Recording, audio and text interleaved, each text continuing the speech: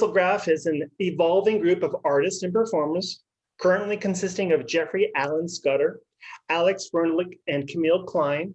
Topics ranging from art and technology to education and expression are explored through a novel art form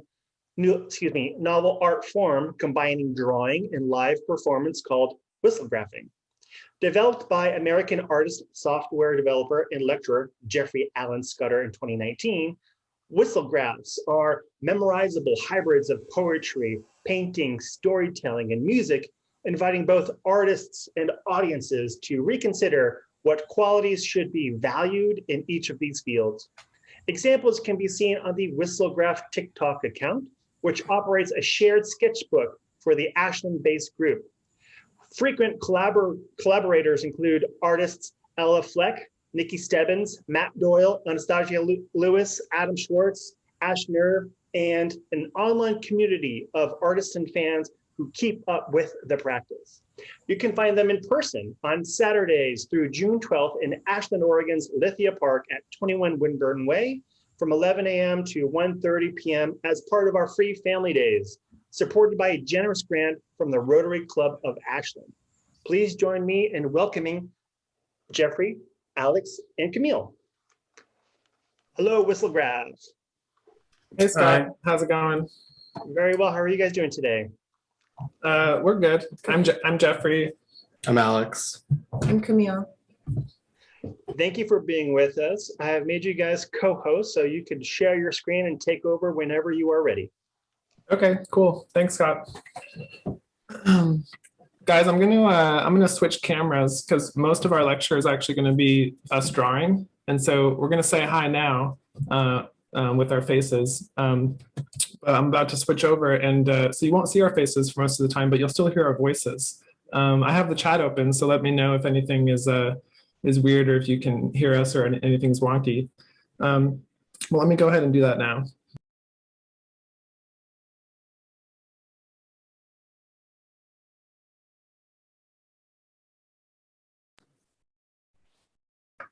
All right, you should be seeing our sketchbook here.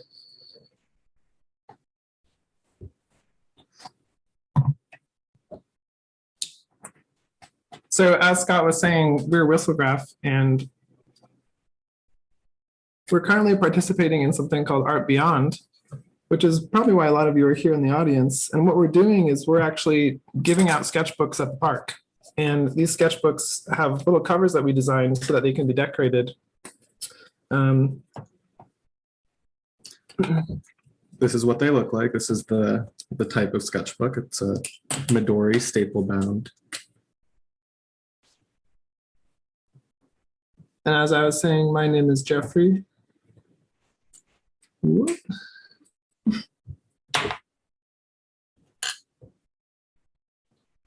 My name is Camille.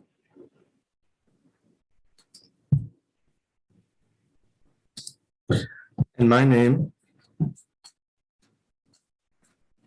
is Alex. And together, we are Whistlegraph. Exactly. I'm an assistant professor here in the Emerging Media Digital Art Department, and I've been in Ashland for almost 2 years. And a lot of what I do is I work with media theory and computer software. And so what you're going to see today is some of the work that I've been doing outside of the computer that's kind of influenced by that. And I am an artist. I graduated from Oberlin College, where I studied fine art. And I'm from Portland, and I moved to Ashland a little less than a year ago. And I work with textiles and drawing and then I started working with Jeffrey and Alex. I also graduated from Oberlin studying fine art and environmental studies. And you can find some more of my art. Here is a painting that I'm currently working on, but you can find more of my art on my Instagram app on Freundlich. There's a lot of related projects. These are stamps for painting software that we are developing currently. And we basically created the established trio that is Whistlegraph as an Ashland-based group about a year ago. Prior to that, there was some remote collaboration, but it was Jeffrey in Ashland. So he kind of brought us all together here. Yeah, I kind of moved here and then you guys visited at some point, and now we all live here. So when we give out our sketchbooks on Saturday, we have drawing materials and we give them to kids and families. And then when they open the book, we actually tell them about our art form called whistlegraphing. And what we'd like to do for you today, basically, is actually go through a little recital. We're going to do a little concert for you, and we're going to perform some of our pieces. So let me tell you what we're actually going to perform here. The first piece that we're going to perform today is called Scared of Stairs, or Softs. That's going to be number 1. Then we're going to come in and we're going to do a butterfly cosplayer. We like to sometimes call that butt. And the third piece we're going to perform is actually going to be the piece that's on the front of our little book here. And that's called Put in the Key. It has a special code called It Me.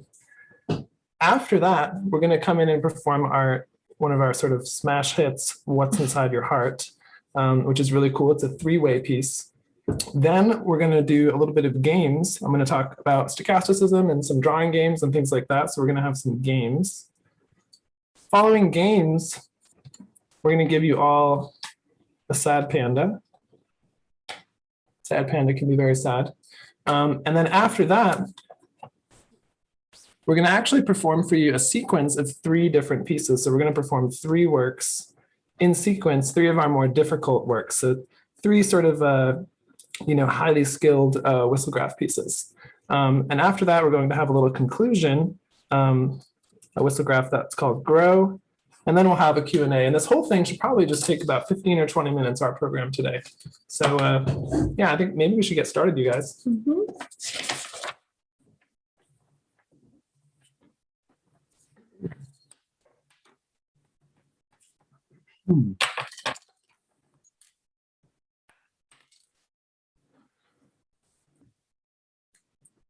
One, two, ready? Would you like to come down the stairs? I don't want to, 'cause I'm too scared. Yeah! So this piece is called Scared of Stairs. It's a great introduction to whistlegraphs because whistlegraphs are basically these mnemonic programs. And so you can easily memorize them because they're tied to all these different senses. First of all, you have to draw, but then secondly, you also have to memorize lyrics. And then there's a final image that forms. And then there's basically poetry, music, and graphics all in one. And you also have to do it manually, and manual interaction is a really strong memory aid. So whistlegraphs are easy to memorize, but they're also really good at helping you with your memory, and they're kind of challenging in a way. So as we draw this piece, would you like to come down the stairs? Notice that there's a tight relationship between the sounds you make and the lines that we make. All right, let's move on to the next one. Piece number 2. This was the first one you made, right? Scared of Stairs. Sort of. There are some prototypes, but I kind of point to it as the first one, yeah. Mm-hmm. I made one called Welcome to the World of the Triangle People the day before that. That's a beautiful one. But I still find that one kind of primitive. Yeah, the prototypes look like prototypes somehow. All right, this next piece is called I'm a Butterfly. You ready, guys? Mm-hmm. Camille, why don't you count us in? Okay. 1, 2, ready, and I'm a butterfly flapping for you guys. It's just a costume I put on in my room. And that's a butterfly cosplayer. And if you don't know what cosplayers are, cosplaying is an online phenomenon, mostly started in the 90s in Japan especially, but basically it's people dressing up as fictional characters. And a lot of TikTokers, we do a lot of TikTok, a lot of TikTokers are cosplayers essentially. And so, cosplaying theory is something I'm always interested in. So this is a cosplaying butterfly, or a person dressed up as a butterfly dancing in their room, maybe making a video on TikTok or something like that. And it's a bit of a fan favorite. yeah, this piece is a pretty popular one when we make TikTok videos about it. Yeah, people have gotten tattoos of this piece actually now, stick and pokes. And we don't really have like a specific whistlegraph associated with our group or with the art form, but this has kind of come in and out of being the main representative whistlegraph, our profile picture, our logo, etc. This kind of seems to stick in this very specific way, and that's possibly because of our TikTok fan base specifically. Now here, I'd like to show you an example using Camille and Jeffrey as followers of how we sometimes teach whistlegraphs to each other when we come to each other with a new composition. So Jeffrey and Camille, if you follow me, I'd like to teach you the whistlegraph on the front cover. So I'll break it down for you. Here is where. Here is where. Good. You can put. You can put In the key. in the key. Now, this is not going to use your pens, but you knock here. You go. So if you could give me a knock. Very good. Open up the door. Open up the door. It's me. It's me. Nice. Very good, I like guys. that Why don't we do it together? Okay, let's do it all at the same time. Ready. 1, 2, ready. Here is where you can put in the key. Open up the door. It's me. Very good. Nice. Cool. And so if you come to Lithia Park on Saturday and get a sketchbook, you can actually see the steps for this piece. Can we show them? Yeah, let's show them. Here's an example of one of our graphic scores. Yeah, so we do this for basically all of our pieces, where essentially with each lyric, we break down the corresponding gesture. And yeah, you could kind of go through the piece in order and learn it step by step. And it's a little hard to see here, but the marks have a green dot and a red dot as a starting and stopping point to kind of take you through. And on the back, we have a little breakdown of how to maybe compose your own whistlegraphs, which is, it's not the main focus of giving these sketchbooks out, but we would like to experiment with maybe having people think about composing their own. Yeah, composing your own is kind of fun. Actually, this next one is one that we all composed together, What's Inside Your Heart, and it requires 3 people to do too. So we each composed our own part for it. And I remember when I first came to you guys with the idea, I had like musical genres written down. I was trying to draw lines between them. One was like emo. What was the other one? Emo. We kind of brought Rock, country. and we brought a little pop country. Kind of warped emo into grunge. We It was kind of wanted like to, a radio flipping. We wanted to like idea. smash 3. Yeah, we wanted to distinct smash 3 genres. worlds together. And Yeah. so, It's kind of channel flipping. yeah. So this is What's Inside Your Heart. Ready? What's inside your heart? Nothing but the hole you left behind. Pumping blood and worms inside. Hey, what's up? Where's the love? Looks like you could use a hug. Nice. Explosive. I got a little ink on Camille's hand. Explosive. Sorry, you guys. So yeah, this piece was one that we all wrote together, and this was a piece that we made a music video for this piece too. It's our most produced piece. Yeah, it's our biggest attempt at becoming pop stars with the Whistlegraph, I think. Yeah. All right, let's move on to the next one. Oh, guys, it's time for some games. Fantastic. Cool. I was hoping to play a game. Yeah, we wanted to talk about a couple games. The first one is called the Switch game, which we play a lot. And you kind of need 2 players and a sort of conductor figure to play. So Alex and I will play. I'll be green. So we got Camille on the left, Alex on the right, In and gray. I'm going to be conducting. All right, you ready, guys? Start.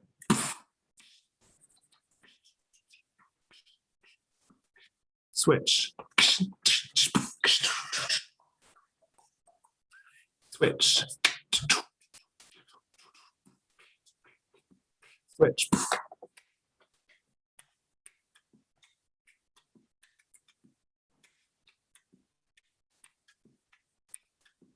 And switch.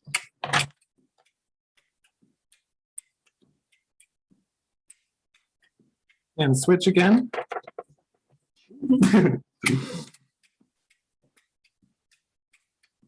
And stop. Oof, nice. Now, usually when we play these switch games, you guys like to do landscapes, right? I mean, we're doing a landscape here. This is kind of an unwritten I rule. would say that's our loose guide for most Yeah, of the to pieces. kind of, what's it like playing this game? Because every time someone makes an order or buys like a pen or something from us, we send a little thank you card. And we actually started doing these switch games on our thank you cards. So you guys kind of do a lot of them. Mhm. What's it like actually doing them? Like, what have you learned about drawing with each other? I mean, even though it is a landscape loosely, it's mostly improvisational. So I definitely don't really know what my next move is going to be until you say switch, and I'm forced to look at the space I have to work with. Yeah. I don't know how you approach it. Well, landscape as a guide is kind of helpful because you have a ground. So I know that there's kind of like this, they almost all have a horizontal line in them. We do a lot of botanical imagery. Yeah. And sometimes they're like underwater. There seems to be like two kind of like emergent motifs. Like there's underwater switch games and there's these kind of like pastoral switch Yeah, games. a lot of them are underwater actually. Yeah, it's kind of like I'm kind of motivated to, I think because it's under pressure and because we're, we can't really pay attention to what the other person's doing while we're having our turn in our own defined space. So I'm forced to kind of hit these tropes. So sometimes it'll be like coral or something, or like flowers. But regardless of those kinds of recurring images, they're always surprising because we have to kind of learn to communicate together on the page. And I think that's actually a big theme. The drawing games relate to whistlegraphs in the sense that they kind of train us in general as individuals who appreciate drawing and take drawing very seriously to kind of be on the same page and communicate with our drawing, because it's very easy to draw together with someone. There are a lot of games that the surrealists played where you actually hide your drawing from the other person and are kind of in your own Exquisite world. Corpse. Exactly, like Exquisite Corpse. But we really encourage ourselves to get on the same page, literally and metaphorically, and to really communicate on the page and have a conversation, not just, you can really easily talk over each other and just draw your own thing. So yeah, I often like to say drawing is the best video game. And usually what I mean by that is that you tend to come up with your own rules and systems, or whenever you put pen to paper, you're always using some rule or system. And so, just like different video games have different rules and things you can do, even though they're all on the same screen, the page has so many different ways that you can structure it. You guys have been doing metronome drawings, right? Yeah, I was going to say that aside from whistlegraphing, the three of us have spent a lot of time developing these games, and Alex and I have been practicing more specific games. And our most recent one has been with a metronome. So we take a metronome like this. Usually, you want to actually do like a little. I mean, I can show some examples. We usually take a metronome at about 80 BPM or 60 BPM. Yeah. And we just play this game where this is just one drawing, so I'll start with this one. We just alternate turns according to the beat. So you get this kind of chaotic, So every one of these marks is on the following beat. So it's like that. And we've experimented with BPM. So these are 80 with different total time limits. And then we have done some at 60. That was really cool. This one was maybe 15 minutes. Yeah, I think that's another 80. And here's a 60 BPM. So a bit more time for each person. And you can see that we were two different ink colors, so it's a little And you easier guys, you guys take turns, right? Yeah. So each of you has like 3 beats or 4 beats or 1 beat or something like that. Yeah, we've been doing it per beat, so we haven't tried like expanding that. But Often our pens will be close together, and the thing about having such a short window to make your decision within, unlike even the switch game, which, you know, the switches were within pregnant pauses, I'd say. But for the BPM drawings, we really are forced to pay attention to each other's moves and kind of speak. The sounds our pens make start to actually play a role, because we're kind of, it's more like playing an instrument, or it's more like jazz, because you can hear the scratch of the pen, you have a beat behind you. So we're not really in control of what we're representing. Maybe what we're representing is evidence of the game we just played, but regardless, the kind of imagery that we get, like those examples we just showed, have these patterns, have these kind of interesting aesthetics to them. And we're still trying to understand them more by executing more of these rule sets and tweaking the rules a little bit. So you guys don't really have a predetermined image in mind Not at when you all. start any of them? Not at all. It's really not about representing something, and I think we get actually really surprising results because of that. right, they're more about the formation of the rules. Cool. So that's a little bit about games and some of the things that we do outside of whistlegraphs. Whistlegraphs can kind of be considered as a game in that sense too, or, you know, sort of part of that work. But I think we all have kind of a passion for drawing and thinking about ways in which we can keep drawing exciting in our lives. Speaking of keeping drawing exciting, though, I think it's time for another splash of ink. Okay. This is Sad Panda. 1, 2, ready. When I'm sad, I whip my pen. Then I think of something like a little panda bear. Something like a little panda bear. So Sad Panda is a piece that's a little bit like most whistlegraphs in that we kind of do it, we kind of use the same lyrics every time. We always start with a pen whip, but then it's actually a gamified piece. So coming off of this idea of games, once you whip your pen and you see these striations of ink that come out, you have to try to figure out find 2 dots that are going to be the eyes, and then quickly draw a panda, basically, something like a panda. So this piece is designed so that we kind of do it the same every time, but there's also a high level of variability in what the piece looks like every time. Unlike most whistlegraphs, where each mark is like completely kind of defined, you know, and then it's kind of up to like style, where you're more of like a font artist when you're doing a whistlegraph, where with this one, it's a bit more interpretive. Yeah, Jeffrey got a nose here, which, you know, kind of rare I sometimes. also got a nose. Oh, you got a nose too? I Nice. emphasized mine. Yeah. No arms or legs on that one, though. Yeah, I didn't have time. Kind of like a snowman panda. Yeah, I just. Now So- we're going to perform 3 whistlegraphs in a row. Yeah, 3 whistlegraphs in a row. Yeah, let's do them, and then we'll talk about what these mean to us. Okay. Can I have a count in? Sure. 1, 2, ready. I don't need a knife. Oh, come on, we gotta start that again with some I know. ink. Here, I'll just use a Crayola marker. Sorry, guys, we had a misfire. All right, ready? Mhm. 1, 2, ready. I don't need a knife. I can take your picture in between my fingers.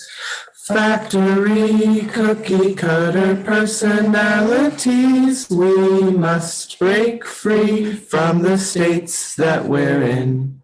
Spinning away, I hear a bird. I'm just visualizing flowers in my mind. Maybe someday you will do it with me. here. I kind of messed that one up, actually. Would you like to? Should I try it one more time? Yeah, maybe do it one more time Let's up see. here. All right, 1, 2, ready. It starts like this, I think. This is a complicated one because it's one line. I'm just visualizing flowers in my mind. Maybe someday you will do it with me here. There we go. Yeah, it's someone meditating, looking at a lotus, thinking of a lotus flower, basically. This one is very loopy, so. Yeah, so I kind of messed that one up, but that's actually why I wanted to talk about these pieces, because each of these pieces kind of have something in common formally, right? You might have noticed in Camille's fingers down here, we have some loopy business. Right. Yeah. Yeah, what's that bottom of the hand like? Can you show us that for Yeah, a sec? so the whole piece are these kinds of curvy finger shapes, but then you get, I don't need that icon. I can take your picture in between. So we split the word picture into 3 to kind of get this looping finger shape, and then it comes back around, which is a really fun move to do while you're drawing. Yeah. And it's actually similar to this kind of shape over here. Yeah, also. what's that shape, Alex? You want to show us that one? So this is a kind of a chain that Jeffrey developed last fall. Prior to us composing this whistlegraph together, Jeffrey was playing with this kind of, what do you call this? A triangle chain? Oh, a triangle strip. Yeah. Triangle strip. In computer graphics, there's an algorithm for drawing triangles where you reuse the same vertices. And so it's called triangle strip. And so I actually did the algorithm. I technically implemented the computer graphics algorithm for how you would draw those triangle strips, in what order, but manually. And I thought it was kind of a fun idea. And so the trick, and I know Jeffrey mentioned one of the proto whistlegraphs, the world, the triangle people, but you actually kind of make a triangle person in this by dropping down out of the chain. You break through the chain. Yeah. And it kind of, it underscores some of the poetry. It's kind of a silly whistlegraph. That whole first part is just one line, right? Yeah. And we kind of like to be economical with our lines. Sometimes we break that rule intentionally, but for the most part, we like to keep things as, if we finish a line and there's a second part, we like to kind of get our line, the end of our line, over to where that next line is, and try not to have to move around. Yeah, we optimize for a lot. So one of the things we optimize for is the fact that the camera is right here.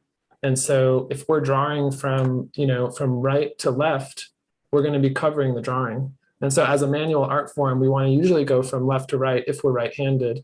And so we optimize that. We also optimize like how far our pen has to go to make a jump and trying to kind of like make these measurements work. A lot of the times we just have fun, but there's kind of this sort of technical aspect to making these pieces that's pretty sophisticated. And sometimes that collides with like the poetry, like we'll want to represent a certain image when we're speaking a certain word. So we can kind of time things to match what we're trying to say, or we want to avoid that.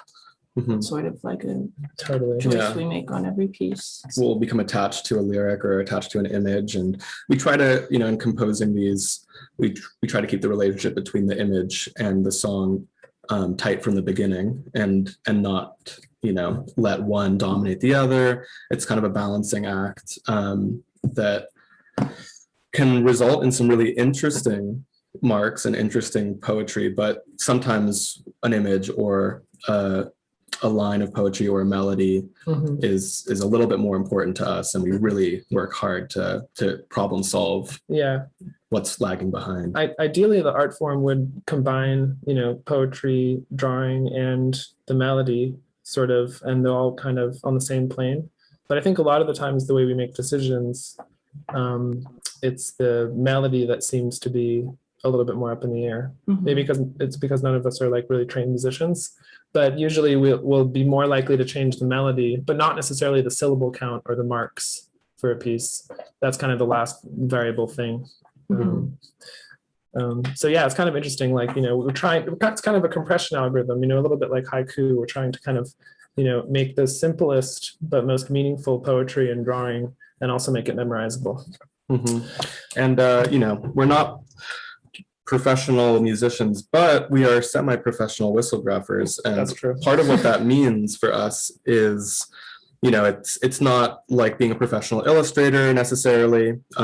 We might draw differently when we're not whistlegraphing, but it's also not like being a professional singer or, I don't think any of us can write music. But the interesting thing about this art form is it does kind of require us, and hopefully the audience that we put one of these whistlegraphs in front of, like you guys, to kind of reconsider what a good drawing or good singing, what either of those values are within this new art form. So, to be a good singer within whistlegraphing just has different rules, has different qualifications, really. You can be creative in different ways, and what's idiosyncratic about a person's voice can actually shine in this art form in a really interesting way.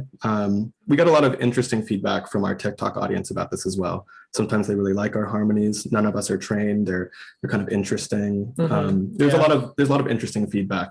Yeah, sometimes we can be really abrasive. Other times we can sound like maybe a little too real, or we try to cover a lot of different sort of aesthetics and genres, and sort of have an overarching one too. But a lot of that's because I was just the one to kind of get things going. But ideally, it's an art form that could encompass a lot of different aesthetics. Speaking of which, let's do one last piece.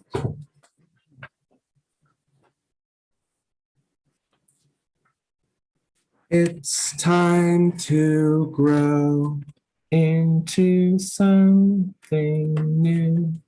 It's time to grow into something new. It's time to grow into something new. Nice. So that piece is called It's Time to Grow. And yeah, I think we'll leave it at that. So our website is called whistlegraph.com, and you guys can check it out if you want to see more stuff about us. But we kind of left the space open for notes and for questions. So with that, that's kind of the end of our little program here for today. And yeah, let's open it up. Thank you, Jeffrey, Alex, and Camille. If anybody at home has any questions, feel free to unmute yourself and ask directly. If you would like to type the questions into the chat, I can read them aloud.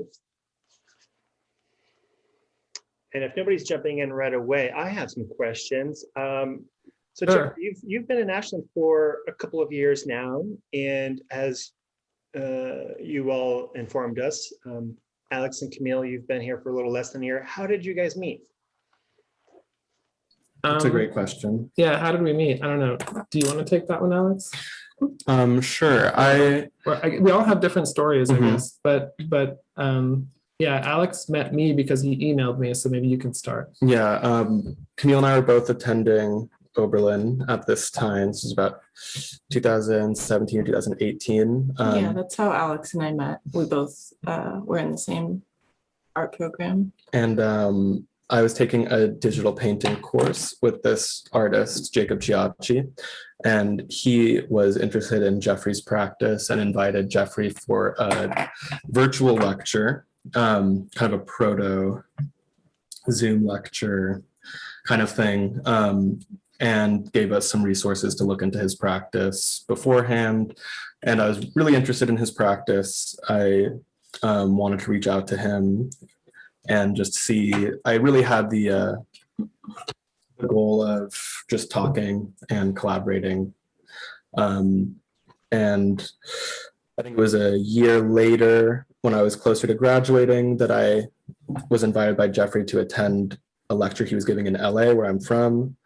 And then we spoke and we decided to kind of get into this little kind of like staged performance apprenticeship thing of publishing these weekly digital paintings in response to each other, which was kind of interesting, and meeting over Zoom back then. Yeah, we did kind of like a fake internship, or what on the outside looked like an internship, but what on the inside was basically just a collaboration. Yeah, it was pretty funny, and all those resources are actually, I think, public online too. Like we had this shared document going over the whole process, which lasted I think 10 weeks.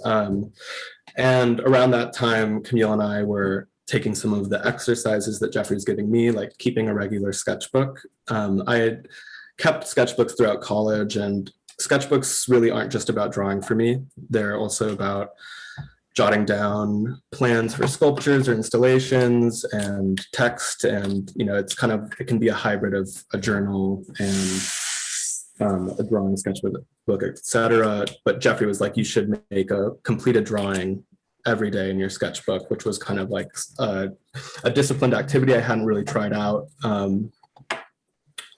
prior to that. And Camille and I did that together for a lot of that period of time. So she was aware of Jeffrey's practice too. And then if you move forward in time, post-COVID, Jeffrey started a TikTok account where he was exploring this whistlegraph idea. And I visited him in Ashland and visited Ashland for the first time right before COVID in March of 2020. And I basically fell in love with Ashland. Camille visited and finally met Jeffrey a few months after that. And we started working together. Yep. Yeah. Question for you, Camille. Fine art, studio art, more often than not, is thought of as the virtuoso singular activity. Has collaboration always been part of your practice? No, actually, this has been sort of a really special and new experience for me, because I am very used to the sort of individual artist who has sort of like a private studio and who doesn't really, this sort of trope of like not really sharing what you do until like this ultimate moment of completion, which is what I'm used to. But this has been really nice because like we're all a part of each other's process and we're developing ideas together, and it's definitely not insular. Like we're sharing, we share finished pieces, but also like thinking of our TikTok as a sketchbook, it's kind of like we're interacting with our audience and showing what we're working on like all the time, which I think is really nice. I still have a studio practice, but I spend most of my time in this kind of collaborative mode. And Jeffrey, via social media, can you talk a little bit about TikTok, the early days, and what Whistlegraph has developed into today? Yeah, I guess so. So I was working on basically scored drawing pieces before, for the last year, actually. I was drawing with metronomes. I was doing kind of, I used to write a lot of computer software, and I would demonstrate the software in my lectures, and the software used to be the thing that kind of impressed people. And when you kind of show off your invention or something, it should kind of like be I don't know. It becomes kind of like a spectacle. People are into how good of a programmer you are, or how facile you are with technology or something like that. Yeah, so I wanted to get out of that. I wanted to be able, I had this dream where like, if I was old, I had this weird vision where like, okay, if I'm an old person and I'm still performing and lecturing, am I going to be showing off like cool stuff I made on a MacBook Pro? And then I just had this thought like, no, I would never want to just show off cool stuff I made on a MacBook Pro for my whole life. Like actually, when I'm that old, I just don't want to use a computer at all. So I thought I should try to build myself an art form or an environment in which I can do the work that I'm interested in doing without necessarily being tied to like industry. So I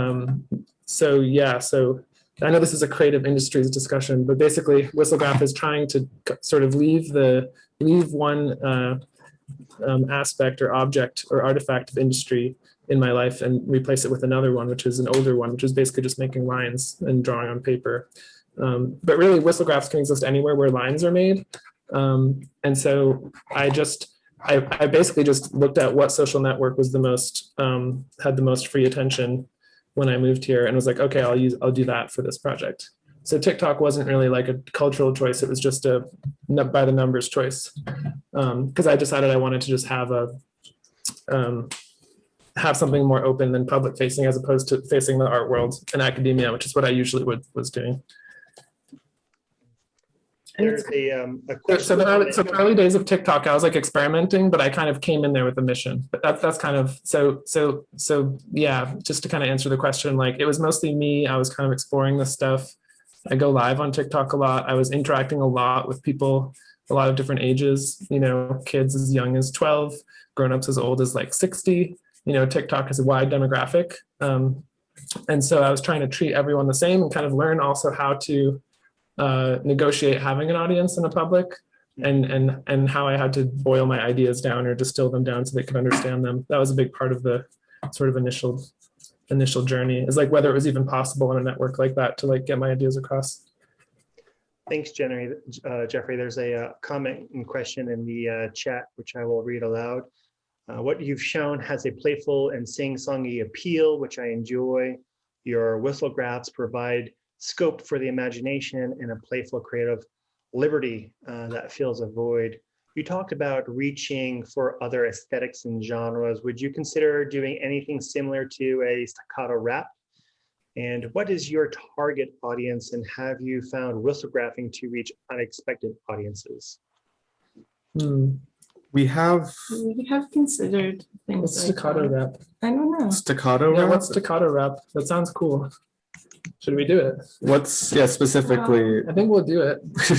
we don't really, yeah, we're not against really any genre.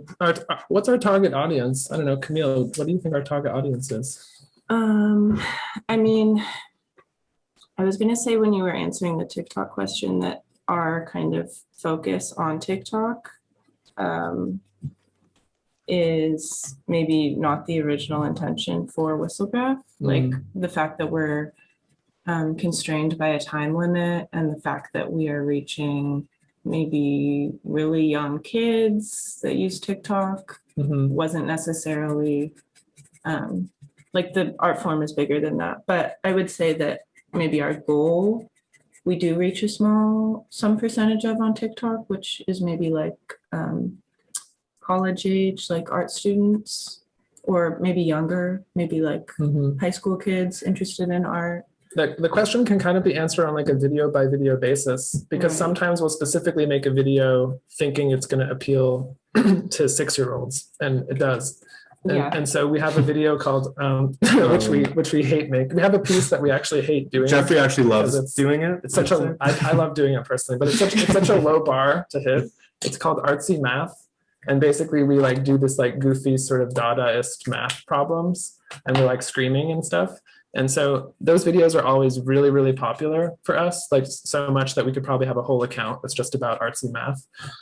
But the thing is that yeah, the reason why those pieces are popular is because kids who are literally in math class, where math is treated as this very serious but difficult thing, actually watch those videos, and they like are like, oh my God, the math is like, you know, like they think math is serious, but then we're like kind of like critiquing math in this funny way. Yeah, that's it in the corner there. So like, so it's kind of a one-liner, but it kind of works for a certain demographic. And so we have specifically targeted that demographic by remaking videos like that. But all that targeting kind of comes in on like a content by content basis. And I suppose our big target has just been TikTok for a while, although now we're kind of trying to shift gears a little bit. Yeah, part of what TikTok maybe represents for us is a group of people that are young enough to have not committed themselves to a certain way of thinking about art, or how to maybe exist as an artist in terms of one specific audience. We do interact with people who draw and who enjoy art, or maybe thinking about going to art school, etc. So we can kind of, I think we actually have a lot to say to that audience specifically. So there's a kind of like a hopeful aspect to that, where it's like, oh, like we can kind of like talk about what we thought while we were going through a formal environment for studying art, and what some kind of like contemporary art ideas and things that are maybe feel exhausted, etc. We can kind of have those discussions with a younger audience that I think is ready for that discussion, but maybe there aren't a lot of places or people who are necessarily trying to have that conversation with them. I don't know. What do you think? Yeah, in terms of unexpected audience, I don't know, maybe just the reach that TikTok has that we wouldn't be able to, it's like all around the world. Yeah, it's weird. We've had a few videos and pieces go viral in certain countries. And so we've had like some interesting experiences where we hit huge audiences that we didn't target at all or had no intention of targeting. So part of being on TikTok, I think, is just being along for the ride and just seeing like how interesting our art form can be just for like a cold human face who has no idea what they're looking at. That's kind of one of the experiences we designed for, is just like the person who has no idea what they're seeing. And it doesn't even matter if it's in their language. Actually, one of the last pieces we made when we were sitting on the blanket in Lithia this Saturday is we did some of our own phonemes, and we kind of made these goofy phonemes and designed a nonsense whistlegraph, which failed as a TikTok video. But I thought that idea was funny because it's a way of trying to be a little bit more appealing to people in different languages by not having a language anyone understands, nor a language we understand either. So, but still something with specific rules and that's memorized. Yeah. Thanks. Before I jump into another one of my questions, I want to just give a little window of opportunity for anybody at home. So watching this today, these sort of live versions, as well as experiencing some demonstrations in Lithia Park for the Free Family Days, it's so enjoyable to watch the in-person or live. Have you guys, given your experience of traveling and given lectures, Jeffrey, are you guys thinking about taking Whistlegraph on the road? Yeah, actually, we have a Whistlegraph tour document, and we've been soliciting places, and we have some events booked, and we're trying to hit the road. As soon as it's a safe situation for us to do so. We're going to go to a bunch of places. We want to go to Europe. We want to go all over the place. But we've also been talking this. We also had this funny idea in one of our meetings. We have practice 3 times a week, where we get together and kind of work on this stuff. And also figure out like what our plan is. And one of our meetings, I brought up this idea that we should have an inverse tour or reverse tour, where we try to make as many people come to us as possible, as opposed to us go to as many places as possible. So just this week, we've been entertaining the idea of what would it be like if we got a space here in town and did performances when the Shakespeare Festival opened, or tried to lean in a little bit to the theater parts of the town and see if we can get other artists here that are our friends to also give performances. So, it's a nice place to be here in Ashland. So we've been like, as much as we want to go and share our art form with everyone else, we also want to see what it's like to just share it with regular theater goers here once that kind of like starts heating up again, I think we've also acknowledged the impact Ashland has had on us and our practices aesthetically and just kind of like it's such a weird pushing for live performance and things like that. So I think there's kind of like an embracing of that if we stay here, that we're maybe interested in exploring. But yeah, we definitely like going live. Yeah. I love watching the diverse tools, the different writing utensils you are utilizing. How important are the tools and writing and drawing devices you guys are using? How picky are you in those selections? Pretty picky. Yeah, I can be pretty picky about things. There's a recent right now we're just messing around, but I was a drawer all through art school, and so I was always using sketchbooks, and so I've always had an affinity towards like what I like in a drawing utensil, and there's some things that I don't like and some things that I like, but I think like the Whistlegraph art form doesn't really have a lot of medium specific pieces, that sad Panda piece with where we whip our pens, that requires a fountain pen or maybe a brush or something like that, right? So that's kind of tagged as a media specific. But in general, I try to design things for the medium, which I think is the most interesting medium for drawing, which is the line. You know, it's an abstract medium. It doesn't. There's so many different tools can draw lines. So I designed for the line as opposed to for a specific instrument that can make lines. But still, these instruments that we use create really interesting aesthetics. And so I specifically chose the fountain pen as like the kind of primary instrument for the art form because of its history. Like fountain pens used to kind of be, well, pretty expensive. And before typewriters, fountain pens were like the best way to create regular, consistent lines. And so they kind of like were a little bit like having a MacBook Pro. So like at a certain point in time, you might imagine having a good pen was basically what you had before you had a good typewriter, which is basically what you had before you had a good laptop. And so in my decision to kind of, you know, maintain like my creative sort of like practice of like, you know, creative programming and developing systems, I just wanted to downgrade a couple systems and see if I could do contemporary work in an older system, but basically a system that was also used for standardizing graphics, you know, globally, which is the fountain pen. Yeah, I didn't go that far back, but you know, and yeah, it's also kind of a business plan because luckily enough, there's a lot of fountain pen enthusiasts online. So I think eventually we could get into the fancy fountain pen kind of business. And you know, we could hawk our pens and basically just be pen salesmen, you know, Yeah. on the side, which we kind of are a little bit. You know, we sell some pens, but it's really just because people wanted the pen that we use, and it's a little hard to find online. Thank you, guys. For everybody at home, last chance. Any question you may have? Last chance. Don't be shy. If not, I want to thank you three so much for your time today and for participating in Art Beyond and helping us with our free family days. Whistlegraph can be found once again in Lithia Park at 21 Winburn Way here in Ashland, Oregon on Saturdays from 11 a.m. to 1:30 p.m. Up until June 12th. Thank you so much, guys. Cool. Thanks, Scott. We appreciate it. Come see us on Saturday. We'll be there. Yeah. We'll be there. We'll give you a sketchbook and some markers, and we can perform some whistlegraphs for you. And Nick Norman's asking, what's the longest whistlograph? Can you do an hour whistlograph? We're working on it. You know, that's something we're working up to. Eventually we want to do like a feature length kind of thing.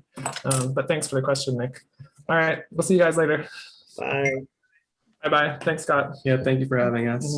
And thanks, Emily.